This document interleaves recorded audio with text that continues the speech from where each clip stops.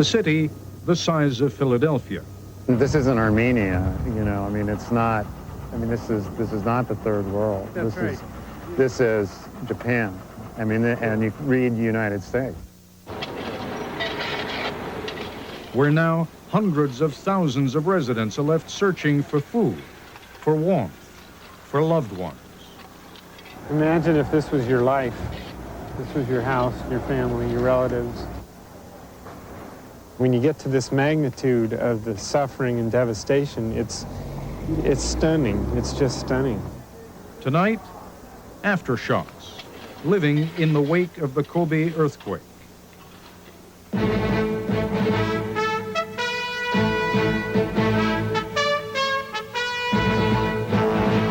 This is ABC News Nightline. Reporting from Washington, Ted Koppel. They are routine in Alaska, common in California, but as you work your way down the list of states alphabetically, you also see that they occur by the score in Hawaii and Idaho. They are less frequent in Illinois and Missouri, but they happen there. And there are records of earthquakes in Indiana, Maine, and Massachusetts, New Mexico, New York, and New Hampshire, Oklahoma, and North Carolina. Nothing, of course, like that quake that shook Kobe and Osaka, but frequent enough and widespread enough that there are few Americans who can afford the assumption that it couldn't happen to one of us. The numbers from Japan are staggering. More than 4,500 dead now, nearly 24,000 injured, still more than 650 missing. 45,000 buildings destroyed or badly damaged, 110,000 households without electric power, 850,000 households that normally depend on natural gas without it. So many water pipes damaged that more than 1 million homes are without water. Highways are collapsed, railroads paralyzed, and it is cold. As we come to the end of this week, we've asked our correspondent Sheila McVicker to try to give some shape to the incomprehensible. Sheila joins me now from Osaka. I know, Sheila, that they're still counting the dead and looking for survivors, but how are the lucky ones who weren't hurt or killed? How are they coping? Life is very difficult these days in Kobe. The people there have gone from living comfortable, middle-class 20th century lives to something from a previous century. Not only do they have the physical devastation and the loss of their jobs and their homes to contend with, there is a tremendous emotional toll. Kobe's citizens are people in shock. They don't know what has happened to them. They don't know what will happen to them. They don't know how to go on from here. Most of what used to work in Kobe doesn't work anymore. In the heart of the city's business district, office blocks and institutions are so badly damaged, employees will never be able to return to these buildings. City services, water and electricity still turned off. Blocks of shops where only a few entrepreneurs have reopened for business. In short, all the things that make a city damaged or destroyed. This is a typical urban place in modern 20th century, and It looks like San Francisco or Oakland to me. yeah. You know. We asked a group of earthquake and disaster experts to join us on a tour of Kobe to help us understand the magnitude of this city's tragedy and to see what lessons there might be for Americans. Charles Eady is an urban planner who helped draw up an emergency response program for Watsonville, California, and helped to deal with the impact of the 1989 Loma Prieta quake. It's just sobering to just see block after block of this kind of damage, and to imagine what it would have been like during a busy shopping day with these streets filled with people. Craig Coe-Martin is a San Francisco structural engineer who specializes in earthquake-resistant design. And Kazuo Suzuki is an engineering professor at Osaka University, specializing in construction techniques. For these specialists, this is not just a tour through devastation, but an opportunity to see firsthand what happens when a big quake strikes a major modern city, a city that could be American. This is a unique experience. This is the first time that an earthquake of this size has struck an urban area like Kobe. I mean, these are modern, relatively modern structures. Some of them did quite well, others didn't. And I think in California and the United States, people need to see this and hopefully learn from it, because it is painful. But there is an economic consequence, and here it is. We're looking at it. None of California's recent earthquakes have come close to causing this kind of damage. Building after building, row after row. See, this is what is so incomprehensible is in Northridge, Loma Prieta, and those earthquakes, you had pockets of concentrated damage. Whereas here you've got block after block, building after building, mile after mile. The downtown, and then there'll be the housing areas, and none of it is going to be salvageable. They're going to be hauling this stuff away for months. On virtually every street corner, there are buildings that have been reduced to rubble and scrap metal. The panels on the outside look like they're precast concrete. They've started to shed off. And then up in this area, you can see that these columns collapsed, and the building is tilting towards us, actually. So there was a collapse partial collapse of that story, 1, 2, 3, third story, I guess. Oh, right, there's a story, right, there's a whole floor in there that's Yeah, sort of there's a whole missing. floor. It's See, been right pancaked. here, it's right. pancaked. Right, yeah. right. Now, should that building, do you think, have been able to withstand an earthquake like this one?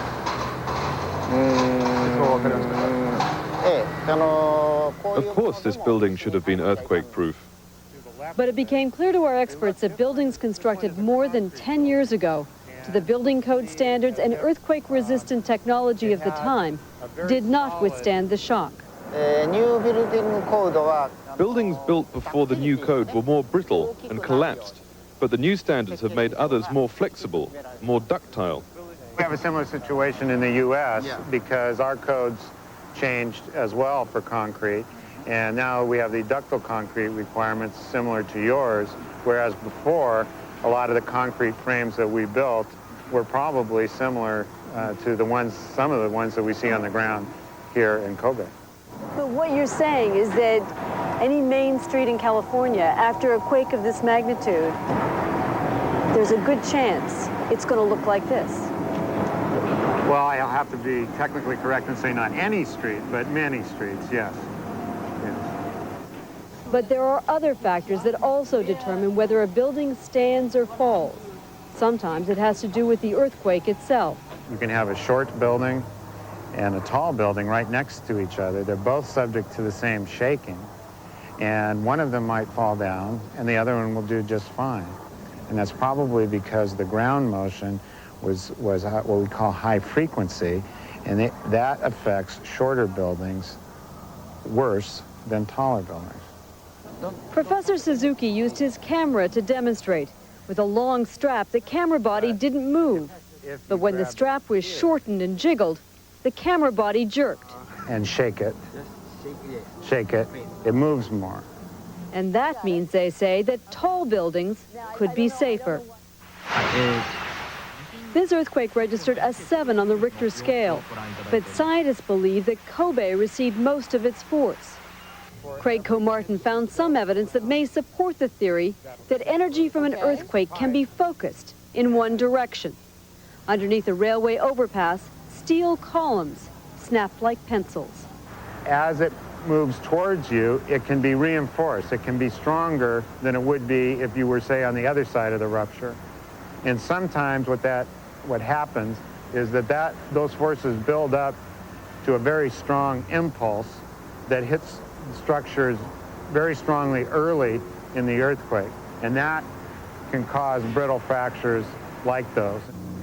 And in Kobe's port, Japan's second largest, the giant cranes that load and unload freight have buckled with the force of the impact. This wall failed, and so when it moved, this crane just jumped off its rails back here by about 1 meter. That's incredible. Most of the port is built on landfill that dropped nearly 10 feet. It will be years before this port can again handle great volumes of imports and exports. And that means fewer jobs. Obviously, for the people who have jobs here and live in Kobe, I mean, the personal impact for the employment situation for the families is devastating. The Kobe earthquake, 25 seconds that stole jobs, homes, and lives. When we come back, part 2 of Sheila McVicker's report, The Human Toll.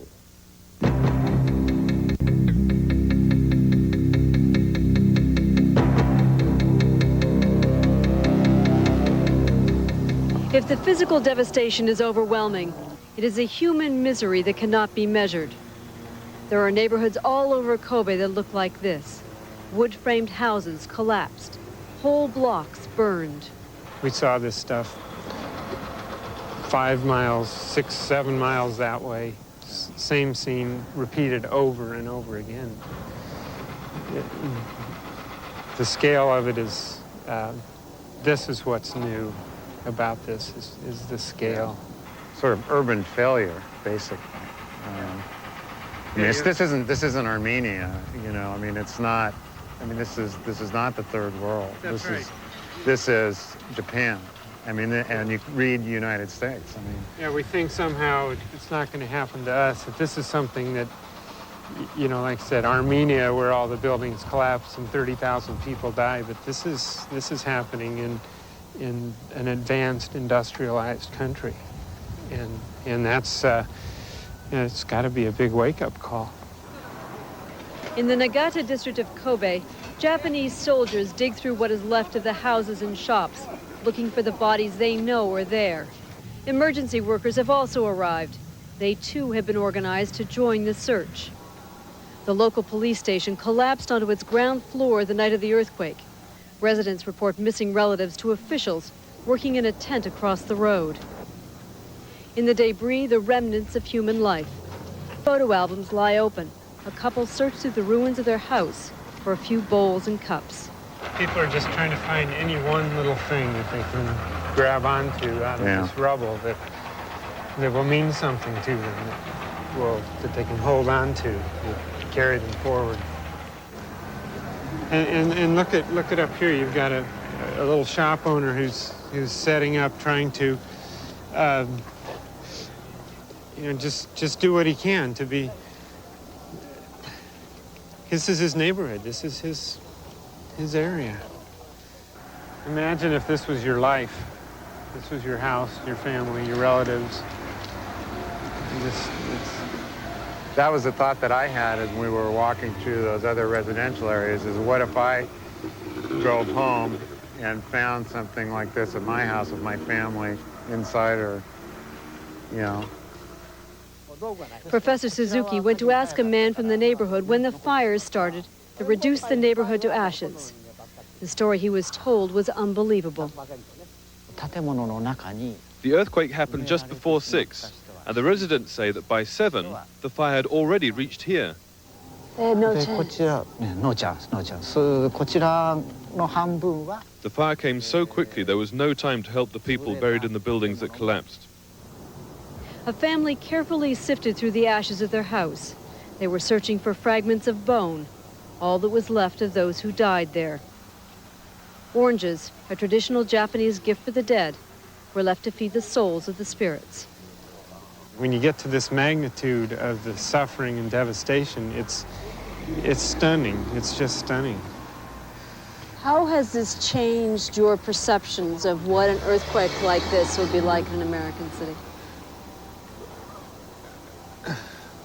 Well, I think, again, as Craig said, it makes me realize how quickly it could happen, how suddenly it could happen, and also how even if we have plans, and even if we have prepared for emergency response, and even if we have mutual aid agreements and all of these things, that a disaster, by definition, is the most overwhelming event that a human area can suffer, and you can't keep up with it. It's so big, and it could be so big, and this is so big that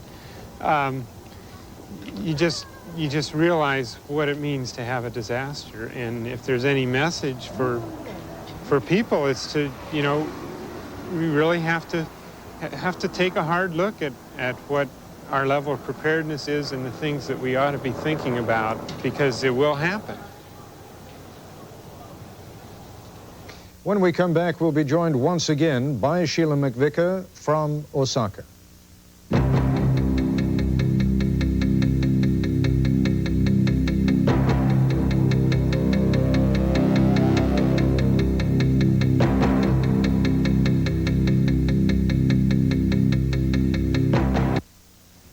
Snow and ice with anti-lock brakes and front-wheel drive? If you are, Then hurry to Wally McCarthy's Oldsmobile in Richfield.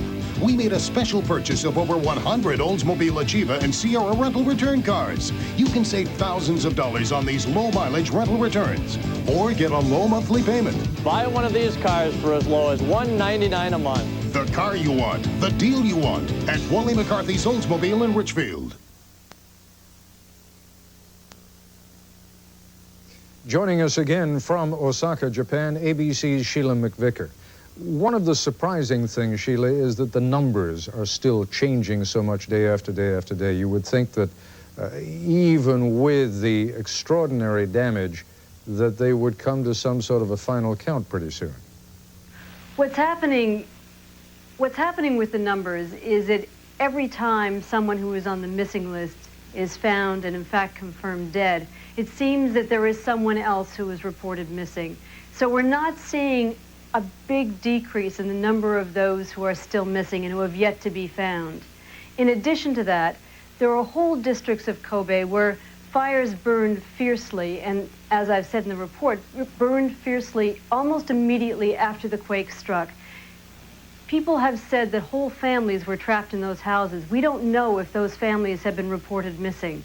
So it may be that we are never sure exactly how many people died there. What's the weather forecast? I mean, you're in the middle of winter there as we are here, but it's colder there than it has been, for example, here on the East Coast. It's cold. Last night it froze, and weather forecasters are predicting rain sometime within the next 48 hours. That can only increase the misery. Talk a little bit, as you did in your first report, about the infrastructure. And when I mean infrastructure, I mean what's going to happen to the businesses? What's going to happen to transportation? How many months is it going to be before things even return to a semblance of normal? Well, it's going to be years before Kobe comes back to what it was before this quake. One person I was talking to today said what they need is a Marshall Plan to rebuild. The world is not going to stop and wait for Kobe to recover. Kobe was a wealthy, thriving port city. It was Japan's second largest port. We were in the port today. That port will be out of commission for a very, very long time. Now, again, one of the things we haven't talked about is there must also now be hundreds of thousands of people out of work. How are they going to just earn the money to be able to rebuild a home or find a home and feed their families? Well, Japan is a very expensive country to live in, for starters. Second, some of those people will get work. There are going to be lots of construction jobs in Kobe for the reconstruction program. But for many people who are office workers or professionals, it's difficult to know what they will do and where they will go. Kobe is not a 20th century city at the moment. It is not going to be a 20th century city for some time. How are the various levels of government responding? I mean, I'm speaking now from the local level to the national level.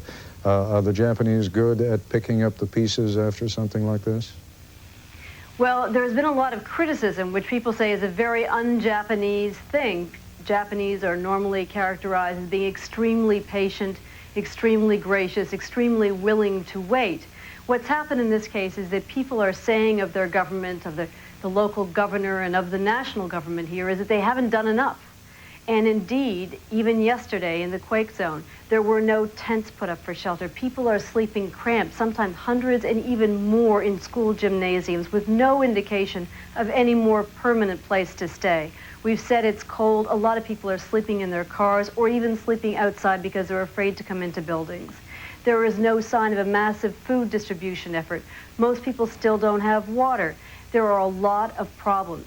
The government has big transportation problems. The roads are gone, the railroads are gone, but there's no sign that they're utilizing the port facilities that still exist to move in massive amounts of supplies.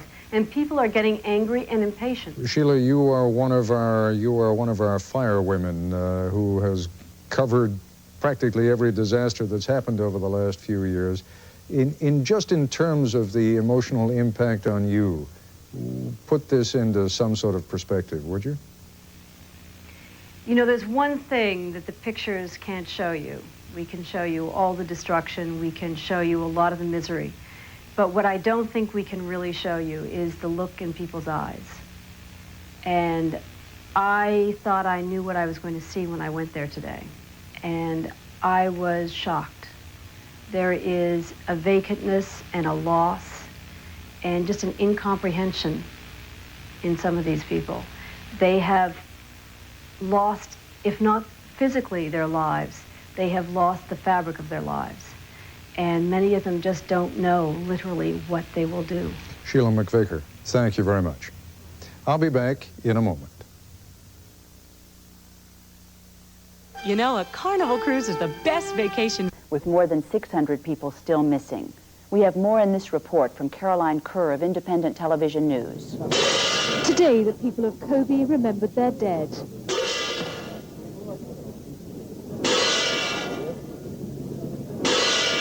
In a makeshift church, they prayed.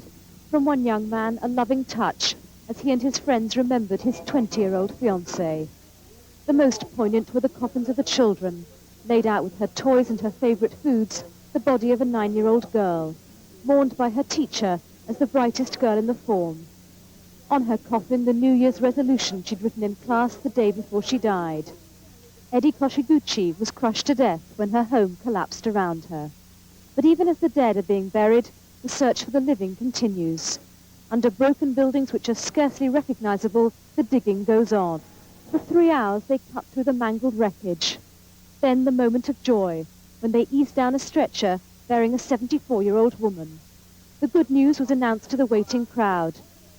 Hasue Sakamukai had survived without food or water, but miraculously she emerged fit and well with just a broken ankle.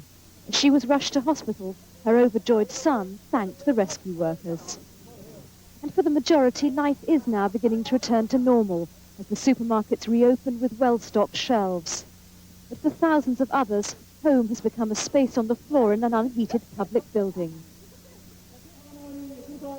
The saddest cases, though, are the anonymous victims, tended by strangers, their deaths unknown to their families, and as yet unmourned. Kobe was jolted by another strong aftershock today, but it did not cause any additional damage. Many areas are still without heat, water, or sanitation, and there is growing concern about the spread of disease. Jim? House Speaker Newt Gingrich said today opposition was growing to granting loan guarantees to Mexico. He said failure of the administration and congressional Democrats to get their ducks in a row was the cause. He spoke on Capitol Hill. I am concerned about two things. Opposition to it seems to be growing, particularly among the Democrats, which will frankly make it much harder to get Republicans. And secondly, that the disarray and the confusion just drags it out. And the longer you drag it out, the more people question the urgency, the harder it's going to be to pass it. President Clinton made another pitch for the loan guarantees during his weekly radio address, which was taped today. He called for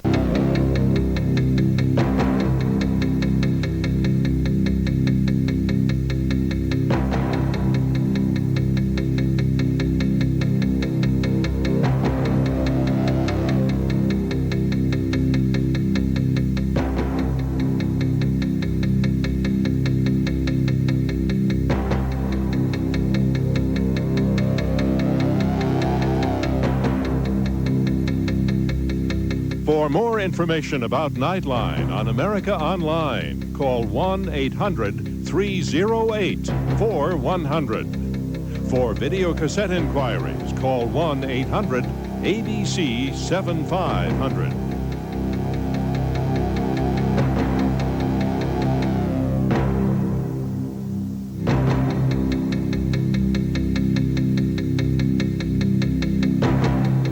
Nightline is a presentation of ABC News. More Americans get their news from ABC News than from any other source. Saturday on the